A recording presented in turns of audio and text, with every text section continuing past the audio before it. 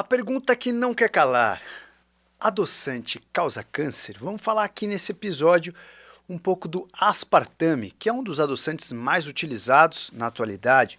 A gente sabe que o aspartame ele foi liberado aí em 1974 pelo FDA e desde lá a gente vem usando o aspartame como talvez o número 1 de todos os adoçantes que nós temos em refrigerantes, iogurtes e às vezes até na mesa para adoçar o seu cafezinho.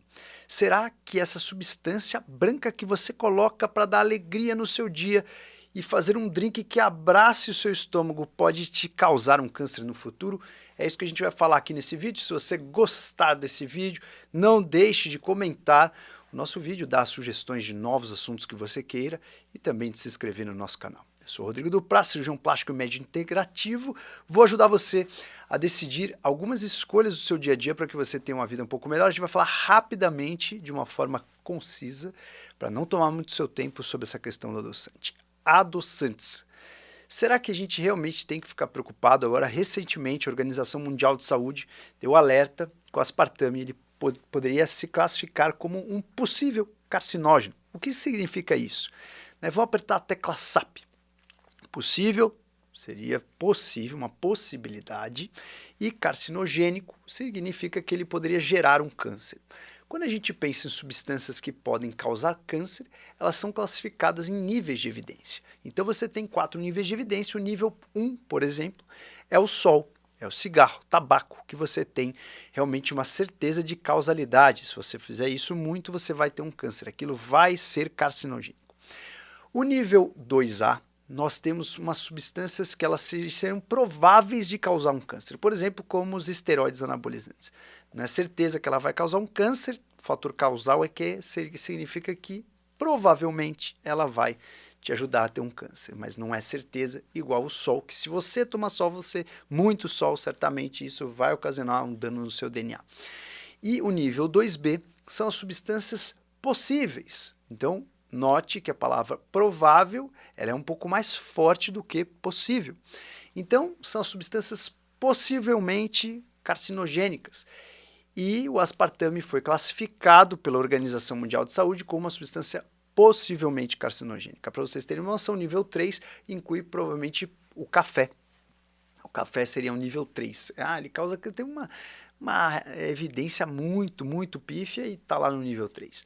E quem está mais no nível 2 junto com o aspartame? Por exemplo, alguns vegetais em conserva.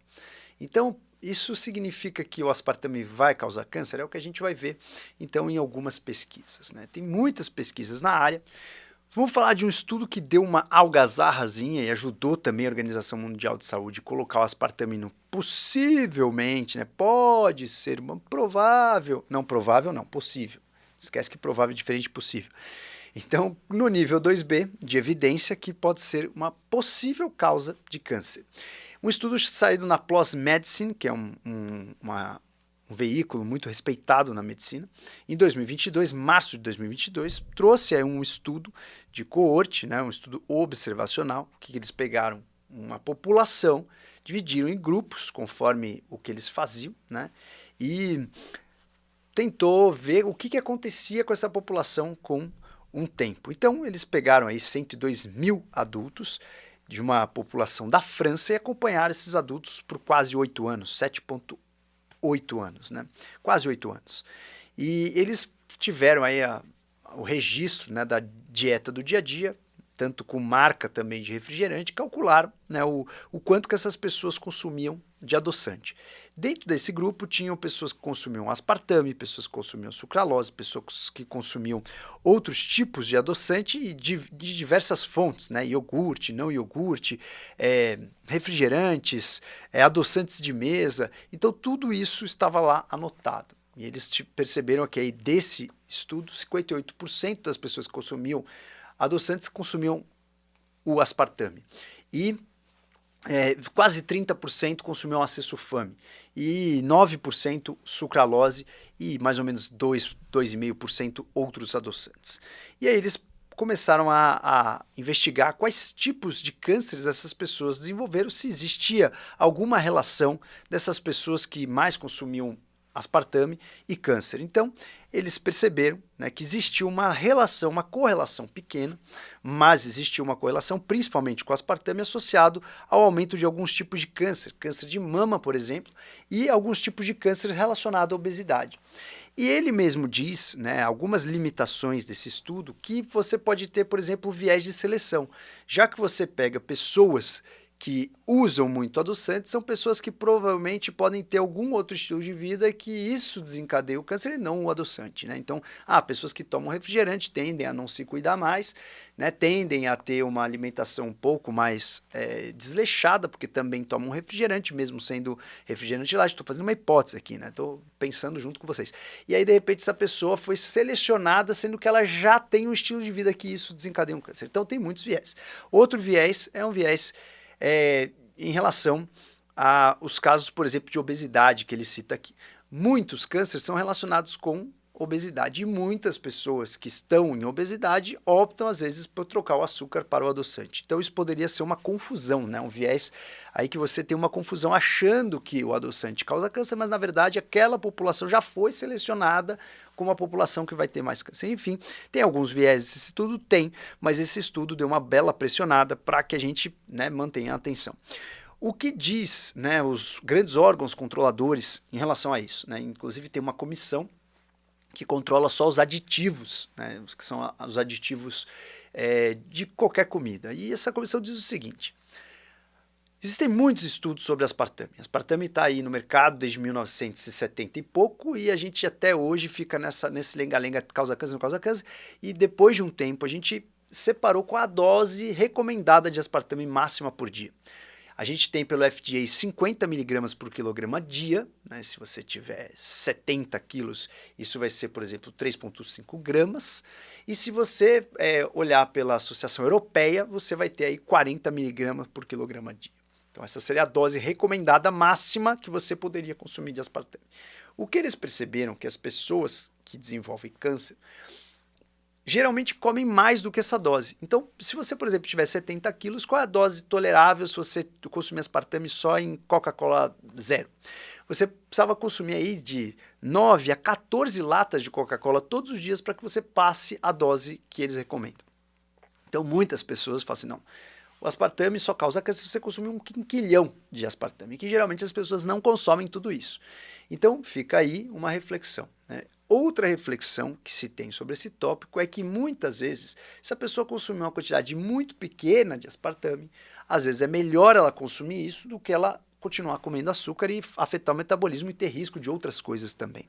Então, é mais ou menos um equilíbrio, né? Será que realmente vale tirar tudo? Não vale tirar tudo? É óbvio que se você comparar o aspartame com água, é melhor você tomar água do que tomar aspartame.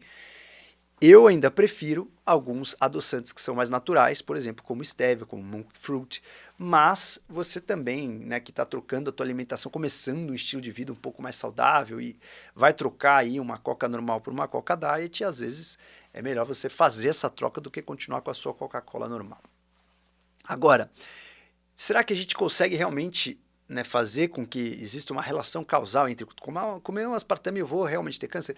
Alguns estudos em modelos de ratos, por exemplo, estudos animais, a gente percebeu que se você aumenta muito a quantidade de aspartame, em alguns estudos, mesmo assim, isso não foi correlacionado a câncer. Outros estudos, eles correlacionaram, por exemplo, com câncer de fígado. E um grande argumento, né, de um dos estudiosos aí desse tópico, que é um tópico bastante debatido, diz o seguinte: para você ter um câncer de fígado por aspartame, você precisa consumir uma quantidade muito, muito, muito imensa, que isso praticamente nunca vai acontecer, não existe isso na prática.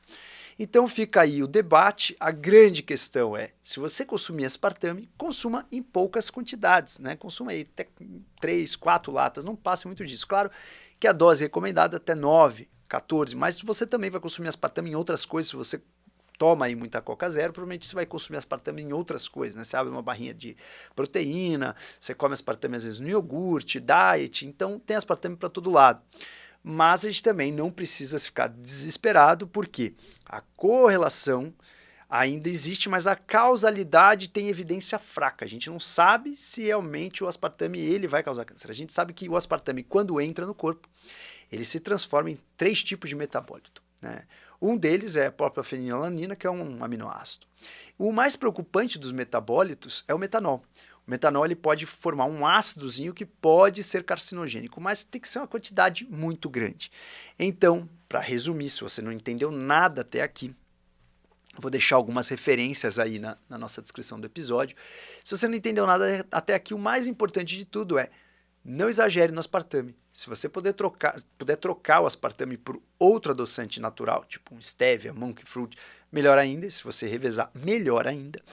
Mas se você for trocar o aspartame por mel, por açúcar, etc., e você está preocupado com o seu metabolismo, está sobrepeso, precisa baixar a inflamação, muitas vezes é melhor você consumir até a dose segura, que até agora é 40 miligramas por quilo por dia, e que isso pode, né, deixar você aí com a sua coquinha zero sem ter tanta preocupação nessa fase de transição onde você muda para o estilo de vida um pouco mais saudável.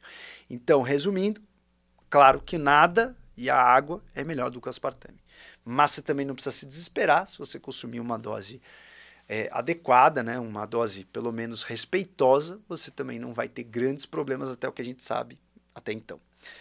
É claro que todas as pesquisas vão ser, né, dinâmicas e a gente vai ficar de olho em novas pesquisas que saírem para que a gente bata o martelo. Por enquanto, você pode tomar 1, 2 coquinhas zeros por dia aí sem grande preocupação neste tópico, né? Podem ter preocupação em outros tópicos, né?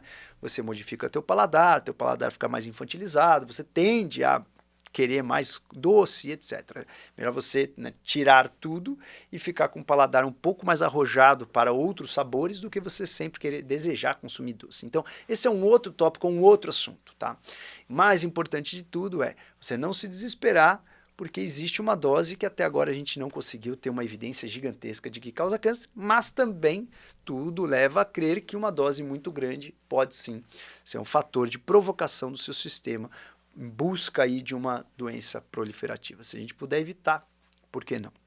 Então, senhoras e senhores, se você gostou desse vídeo, deixa o seu like aí, faça o seu comentário e em breve a gente fala um pouquinho mais sobre os outros tipos de adoçantes que não são o aspartame. Lembrando que as referências estão todos nos nossos episódios. Se você quiser aprofundar no tópico, é só você ir nos artigos científicos. Espero vocês no nosso próximo vídeo. Até mais!